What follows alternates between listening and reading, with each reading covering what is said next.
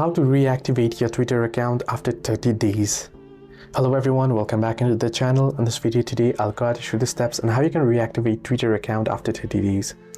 Well, if you deleted your account previously and now you want to reactivate it, your account back and the 30 days mark has already crossed.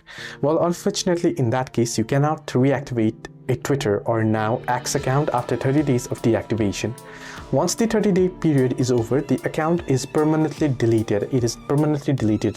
Your account, your database, the user itself from the server database of Twitter, it is automatically removed after 30 days mark times. So you have 30 days. In between 30 days, you can enter in your credentials and log in back again. But unfortunately, after so, you won't be able to reactivate it at all. You can create a new account using the same credentials that you used before. So this is how you can reactivate, but you won't be able to do so after 30 days. Hope this video helped. Do like and subscribe, and do not forget to leave the comments down below as well.